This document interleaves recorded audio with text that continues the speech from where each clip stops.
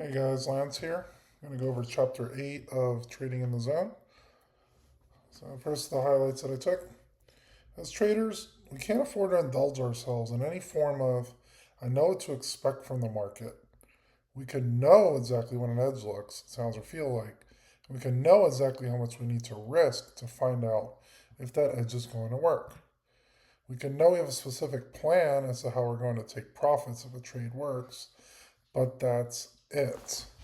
We are not sure and we do not know what's going to happen after you take a trade. One of the key parts is know how much you're going to risk to find out if your edge is going to work.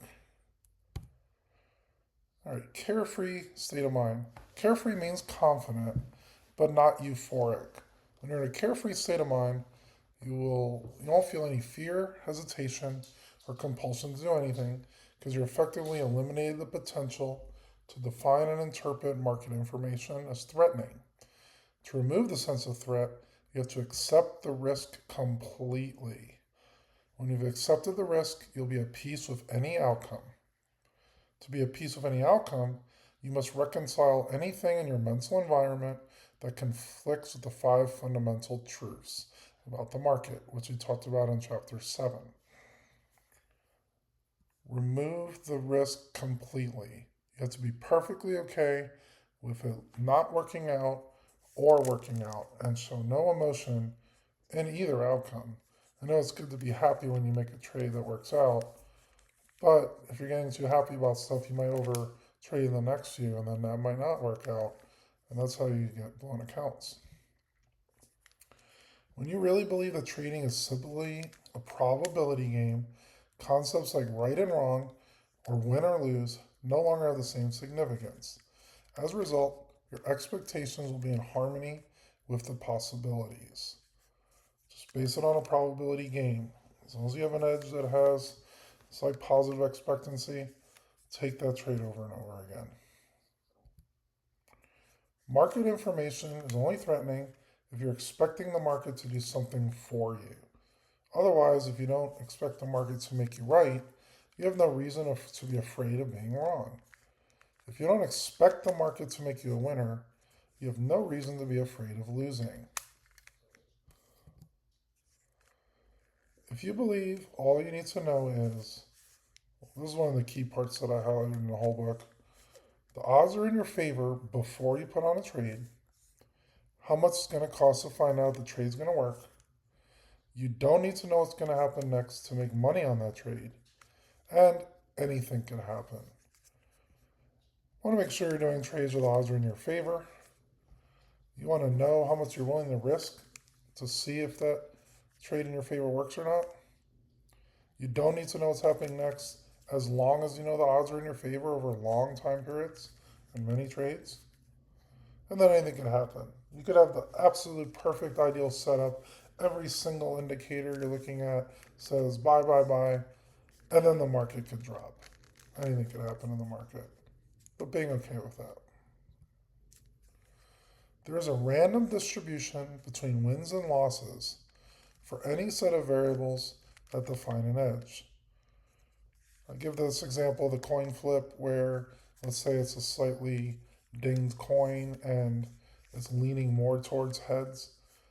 If you knew you were going to bet $1 and win $1 if you guess right and lose $1 if you guess wrong, and you know that heads will come up 60% of the time, then you would take that trade every single time, even though you could easily have 3 or 4 tails in a row.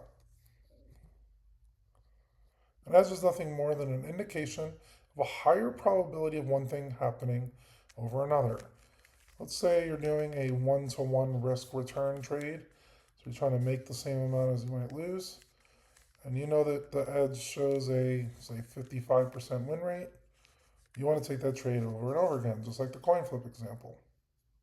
It's a higher probability of it working than not. Gathering other evidence makes about as much sense as trying to determine whether your next flip of a coin will be heads after the last 10 flips came tails. Regardless of what evidence you find to support heads coming up, there's still a 50% chance the next flip will come up tails.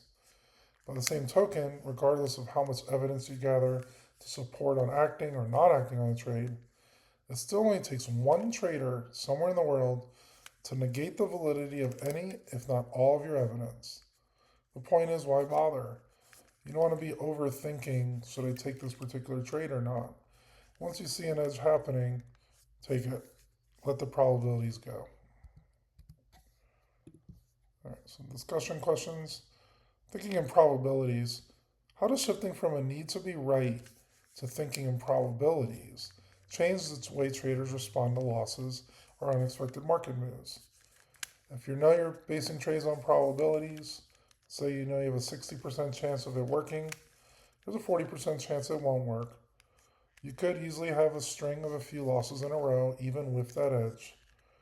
But knowing that it's just based on probabilities instead of thinking you have to be right on every specific trade will help us trade in the right mindset and also take the right amount of trades. You have to let your probabilities play out of that.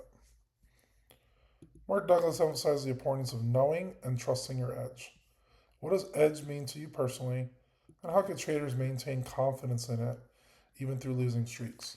Edge is based on a probable chance of something working over not working over many, many trades. That's what my thoughts on edge is. So even though you're going to have losing streaks in any type of strategy, knowing that you have an edge, play the edge over and over, and you'll be in good shape in the long run.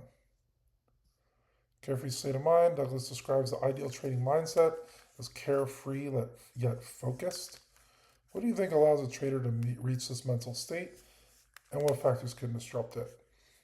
Some ways to be carefree and focused is not caring what your account size is. You don't want to be trading money that you're going to need for an emergency or for putting food on the table. I treat my accounts with trading as they could all go to zero and I'll still be perfectly fine in my life. I'll still have savings, I'll still have long term investments, I still save a lot in my budget. So I think that helps being more carefree, but also focused. You want to make sure that you're taking the trades based on your edge. Factors that can disrupt it are the opposite. What if you need this trade to work or you can't pay your car payment? Then you're not going to be in a carefree state of mind. Emotional detachment versus indifference. What's the difference between being emotionally detached from an outcome of a trade and being indifferent to the results? So emotionally detached from the outcome means you're not going to care much if it works or doesn't work in the end. Obviously, you want the trade to work out, but if it doesn't work out, you don't want to show any emotion like, oh man, I lost this trade. I got to do another one that's even bigger than before. I hear a lot of traders say those things. How does each affect long term trading results? You don't necessarily want to be indifferent to the results. You want to be taking your data, have a detailed trade log showing exactly what's happening, but also be emotionally detached from it and not care if it works or doesn't work. 5. How can traders apply the concept of thinking probabilities in real time? For example, whether deciding to exit early, hold through volatility, or take partial profits. In the book, they do recommend taking partial profits, like having a staggered profit approach. Maybe take some of your trades off at 10% win, more at 20%, and so on. So that could help in real time, as long as you know what you're going to do in your trade plan beforehand. I see this over and over in a lot of social media posts of, I'm a new trader. I just sold this cash secured put at this strike. Now it's below this strike and I'm down a lot. What should I do? You should know beforehand exactly what you're going to do. Either you're going to stop out at a certain loss, maybe at 3 times the amount of premium you took in, or maybe you get assigned on it and you're okay with that, and then do the wheel strategy or just hold the stock for a long term play. But know your plan beforehand. Hold through volatility, take partial profits. Again, if that's part of your plan, that you know with your edge, if I take, say, 50% of your profits at 10% profit, 25% at 20%, and so on, Maybe let your runners go if you're already locked in enough profits. Then just play those out and let the probabilities be where they are. All right, guys, I'd like to hear your thoughts on Chapter 8. Leave any comments on the Discord, and I'll see you guys on the next one.